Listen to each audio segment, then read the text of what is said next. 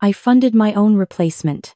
3 years of savings, $180,000 from my inheritance, and my grandmother's diamond earrings that I pawned when we were short on cash. All of it went into opening my husband's dream restaurant. At the grand opening party, in front of 200 guests, he raised his champagne glass and announced that his business partner Megan was the true visionary behind everything. Then he handed her the keys, not symbolic keys, the actual keys to the restaurant I owned on paper. She kissed him on the mouth. Everyone applauded. I stood there in the dress I'd bought on clearance because we couldn't afford luxuries, watching the woman my husband had been sleeping with accept ownership of my investment. The salmon canapes I'd made myself because we couldn't afford a caterer suddenly tasted like ash in my mouth. That was 6 months ago. Today, I'm sitting in my own apartment, drinking coffee from a mug that says plot twist and laughing at how accurate that is. But let me start from the beginning, because you need to understand how a woman with an MBA from Northwestern ended up making her own appetizers for a party celebrating her own financial destruction. I met my husband at a friend's wedding in Boston. I was 32, a financial analyst at a consulting firm, finally comfortable after years of student loans and entry-level salaries. He was 35, charming, with this dream of opening a farm-to-table restaurant that would change how people thought about sustainable dining. I loved his passion. That was my first mistake. We dated for 8 months before he moved into my apartment. His lease was ending, and he was between jobs. The restaurant industry is brutal, he explained. I understood. I'd supported myself through business school while my classmates had trust funds. I knew what it meant to struggle. Within a year, we were engaged. Within 2 years, married. And within 3 years, I had depleted my savings, cashed out my 401k, sold the diamond earrings my grandmother left me, and maxed out 2 credit cards, all for the restaurant that was supposed to be our future. My husband had found the perfect location in Portland, Maine, a historic building downtown, exposed brick, original hardwood floors. The lease alone was $8,500 a month.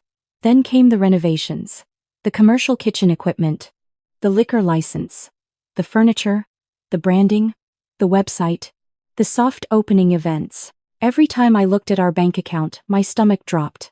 But my husband would hold my hands, look into my eyes, and say, "Baby, this is an investment in us.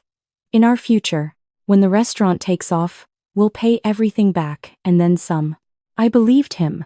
That was my second mistake.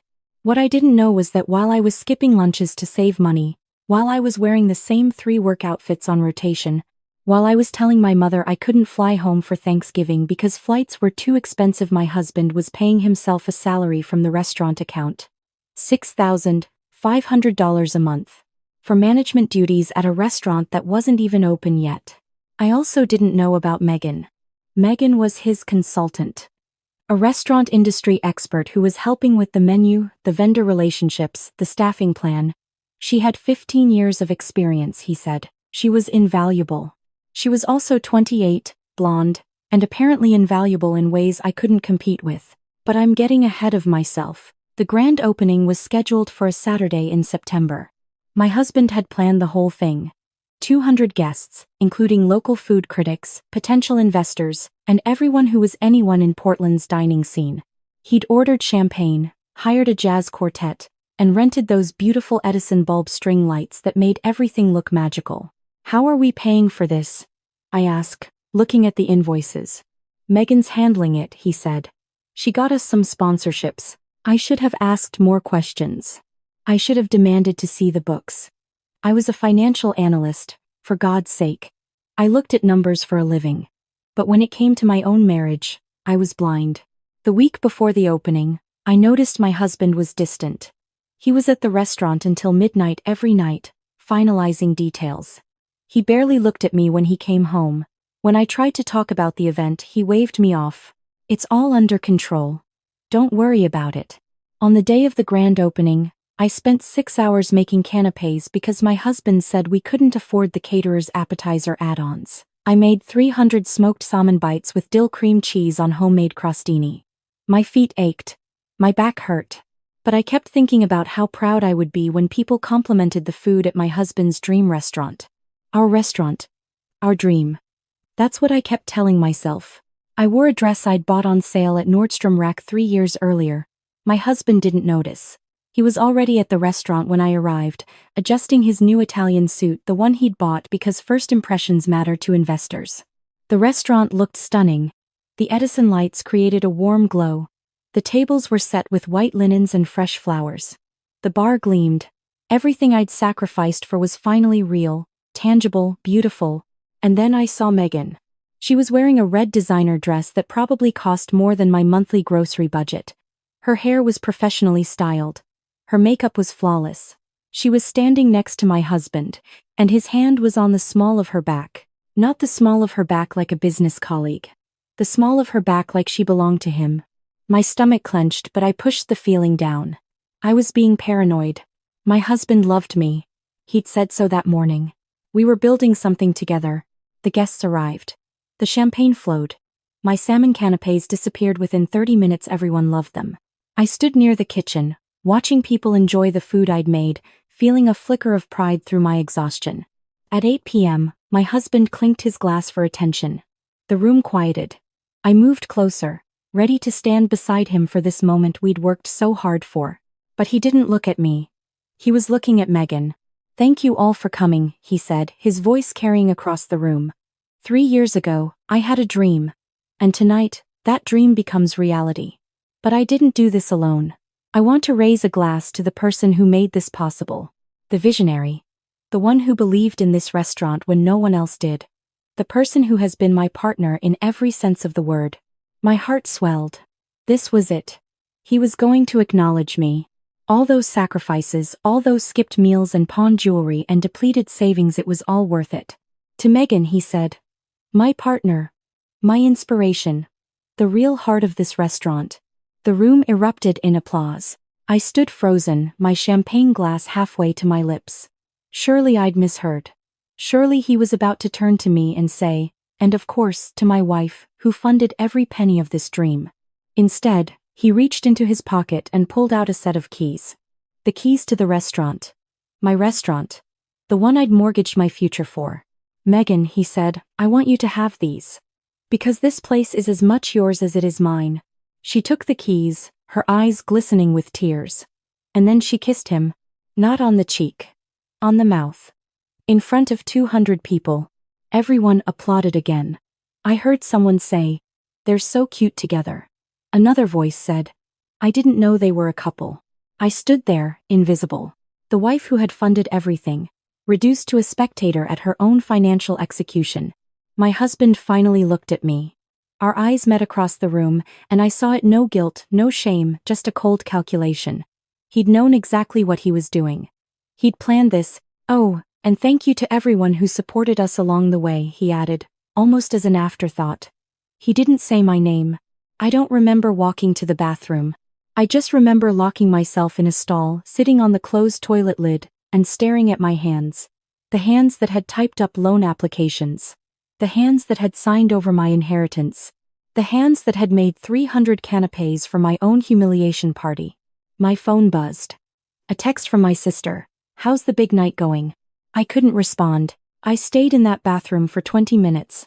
When I finally emerged, my husband was surrounded by potential investors, laughing, gesturing expansively. Megan was at his side, her hand possessively on his arm. No one noticed when I walked out the front door. My car was parked 3 blocks away.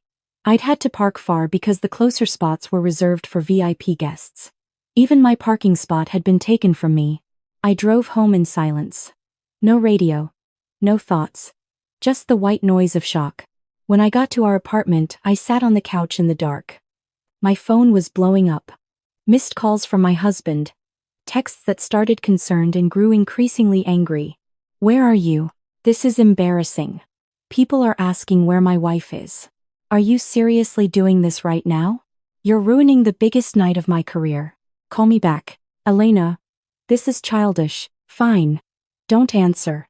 We'll talk about this later." 23 missed calls by midnight. Not 87, like in some dramatic movie. 23 was enough to prove he'd noticed I was gone. Not enough to prove he actually cared. He came home at 2 a.m., reeking of champagne and Megan's perfume. I was still on the couch. "What the hell was that?" he demanded. "You just left? You embarrassed me in front of everyone. I looked at him. This man I'd given everything to. This man who'd just handed my investment to his mistress. Who is Megan? I asked quietly. She's my business partner. You know that. Is she in the business of sleeping with married men? Or is that a side hustle? His face went through several expressions: shock, denial, calculation. He settled on offense. You're being paranoid. You're always so insecure. That's your problem, Elena. You don't trust me. I trusted you with my grandmother's earrings, I said. I trusted you with $180,000 from my inheritance. I trusted you with my 401k. How much did I give you, total? He shifted. This isn't about money. How much? I don't know, maybe $347,000. I'd calculated it the week before, when I was reconciling our accounts. $347,000 of my money, plus 2 maxed out credit cards at 24.99% interest, plus my grandmother's diamonds. All for a restaurant that you just gave keys to your girlfriend. She's not my girlfriend. She's a business partner. And those keys were symbolic. Then get them back. Silence. Get them back, I repeated. Call her right now and tell her the keys were a mistake. Tell her the restaurant belongs to your wife. Who funded it? He laughed. Actually laughed. Elena, you don't understand how business works. Megan has connections. Investors. She's the one who's going to make this restaurant successful. You just provided the startup capital. Just provided the startup capital. 3 years of sacrifice reduced to a footnote. I want a divorce, I said. The words came out before I'd fully formed the thought. But the moment I said them, I knew they were right. Whatever love I'd had for this man died in that restaurant, watching him hand my future to another woman. His face changed. The condescension melted into something else. Fear? Calculation? I couldn't tell. Let's not be hasty, he said, suddenly soft. You're upset. I understand. Maybe I could have handled the speech better. But divorce? That's extreme. It's necessary. Think about this, Elena. If we divorce, we'll have to split everything. The restaurant. The debt. It'll be a mess. Lawyers will get involved. Is that what you want? I looked at him clearly for maybe the first time in years. He wasn't worried about losing me. He was worried about losing my money. I'll be sleeping at my sister's, I said. I'll send movers for my things next week. I packed a bag in 15 minutes. He followed me around the apartment, alternating between threats and pleading. When I walked out the door, he was still talking. The next morning I called a divorce attorney. Her name was Patricia Chen, and she came highly recommended by my sister's colleague who had gone through her own nightmare divorce. Tell me everything, Patricia said. So I did. The inheritance. The 401k. The credit cards. The earrings. The restaurant. Megan. The keys. All of it. When I finished, Patricia was quiet for a moment. Then she said, I'm going to be honest with you, Elena. What you've described is financial infidelity on a massive scale, but proving it will require forensic accounting. That's expensive. Are you prepared for that? I had maybe $3,000 left in my checking account. My credit cards were maxed. I was about to pay for a divorce from my own emergency fund. I'll find a way, I said. Patricia nodded. Good, because I have a feeling there's more to this story than what you know. She was right. The forensic accountant was named David. He was 60 years old, quietly intense, and had spent 30 years unraveling financial fraud. He asked for everything: bank statements, tax returns, credit card bills, any documents related to the restaurant. I gave him access to our joint accounts and the LLC paperwork I'd signed. My husband had always handled the restaurant finances, but I was technically listed as a 70% owner. My husband was 30%. Megan, officially, was nothing. Just a consultant. David called me a week later. You might want to sit down, he said.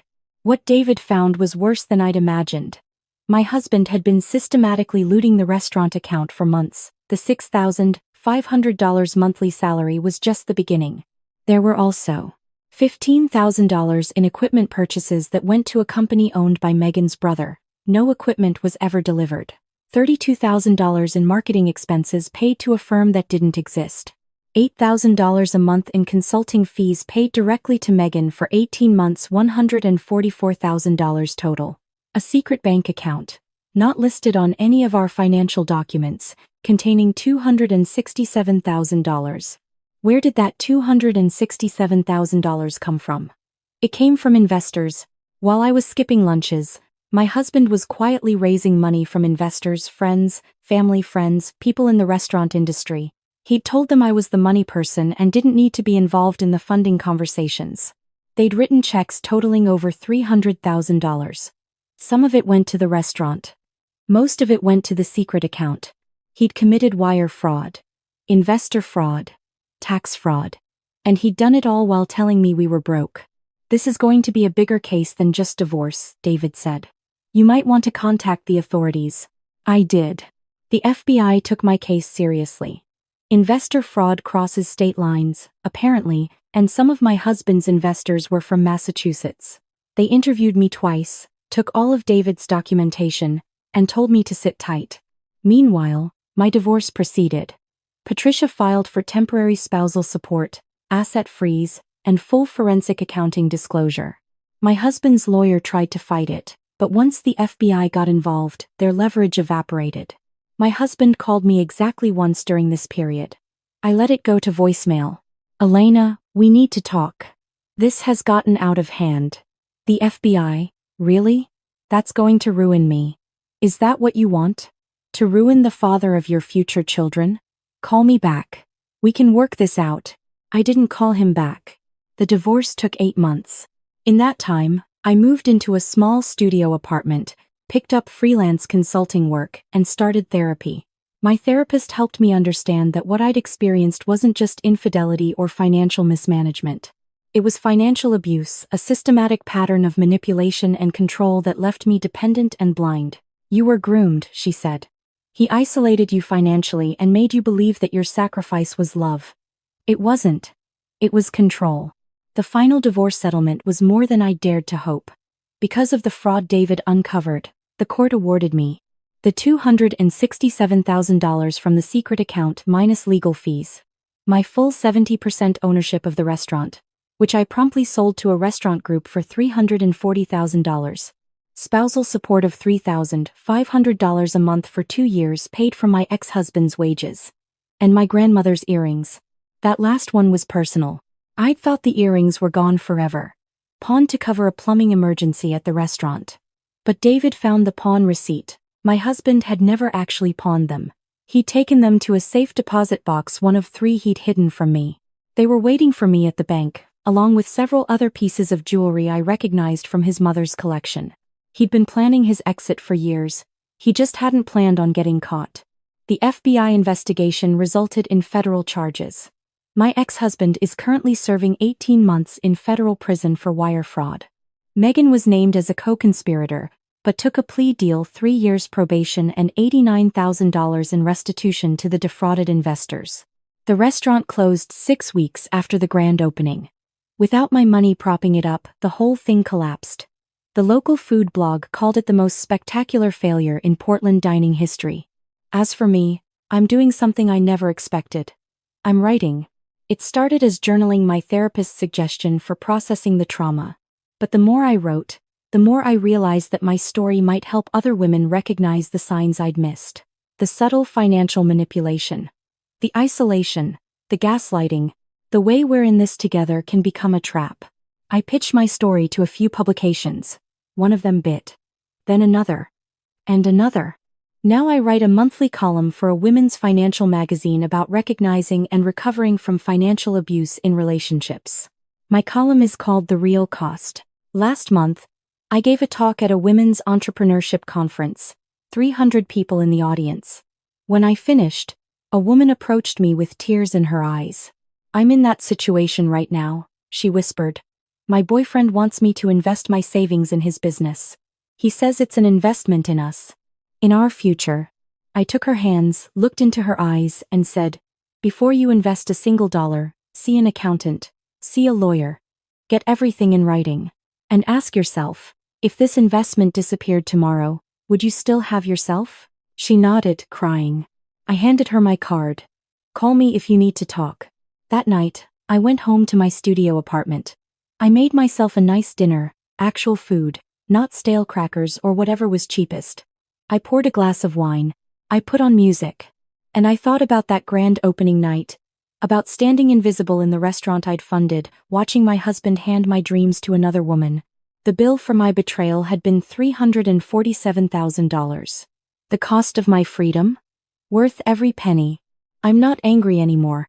I'm not even sad. I'm just free. My ex-husband writes me letters from prison sometimes. He wants me to know he's sorry. He wants me to know he's changed. He wants me to know that when he gets out, he'd like to make things right. I don't respond. Some debts can never be repaid. And some investments in yourself, in your own future, in your ability to walk away from what destroys you are the only ones worth making. If you're reading this and seeing yourself in my story, I want you to know, it's not too late. It's never too late to stop funding your own replacement. It's never too late to walk out of a party that was never really for you. And it's never too late to raise your own glass to yourself. To your freedom. To the life you're about to build with no one's permission but your own. The restaurant is a yoga studio now. I walk past it sometimes on my way to the farmer's market. The Edison lights are gone. The exposed brick has been painted white. Everything that made it ours has been erased. I don't feel sad when I see it. I feel grateful. Because every time I pass that building, I remember the woman who walked out the door that night. Invisible, broke, destroyed. And I think about who she became, someone whose voice matters, someone whose story helps others, someone who finally understands that the best investment she ever made wasn't in a restaurant, or a marriage, or someone else's dreams. It was in herself. That's the ending I would have written if I'd known how the story would go. But real life doesn't work that way. Real life gives you the plot twist first and makes you write the meaning later. So here's the meaning I've written. You are not what someone else does to you. You are not the money you lost or the trust that was broken. You are not invisible, even when someone tries to make you disappear. You are the person who walks out the door. You are the person who picks up the phone and calls a lawyer. You are the person who rebuilds. And that person, she's worth more than any restaurant, any marriage, any dream that requires her to be small. My mug says plot twist, and every morning when I drink my coffee, I smile. Because I am the plot twist. And the story's just getting started. Some days feel off. Like I'm standing but still falling. A little pain, a little tired, and no one to tell it all to. There are days that feel unsteady, like I'm drifting out of place. Every step just feels so heavy, with a smile I have to fake. A little hurt I keep inside me, a little weight I always hide, and 1,000 quiet worries I've been holding deep inside. There's no one here to tell it to, no one who would understand. So I carry all these feelings like they're slipping through my hands. A little broken, little lost, trying hard to just get through. All these nights I stay awake with everything I never say to you.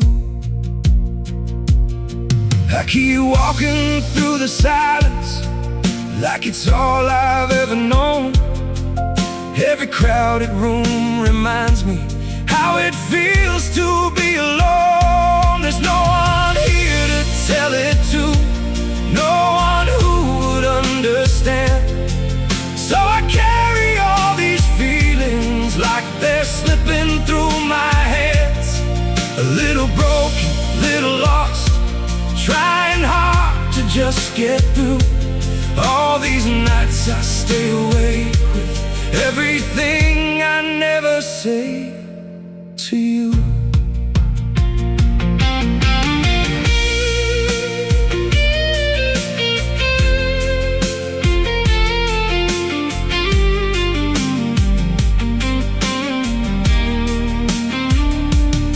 Maybe one day I'll be stronger.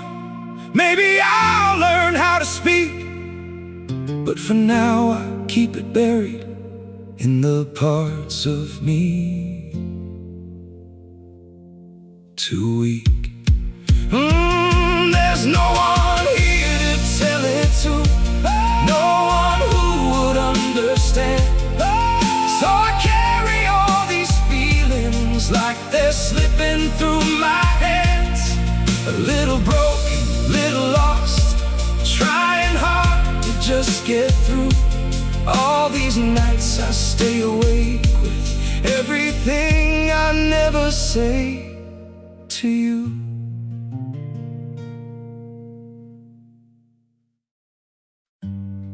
They say just forget. Move on like it's easy. But forgetting you feels like remembering someone I've never seen. I've been trying to erase you from the places in my mind, but the harder that I fight it, the more you're hard to leave behind. Every memory keeps slipping through the cracks I try to close, like a face I should remember, but somehow never know. Forgetting you feels impossible, like chasing something I can't hold, like trying to remember someone that I've never even known. I keep reaching through the silence for a past I can't undo, 'cause letting go of what we had feels like losing something true. Every moment turns to fragments, every thought just fades to blue, like I'm searching for a feeling that still only leads to you. Forgetting you feels impossible, like chasing something I can't hold, like trying to remember someone that I've never even known. I keep reaching through the silence for a past I can't undo, 'cause letting go of what we had feels like losing something true.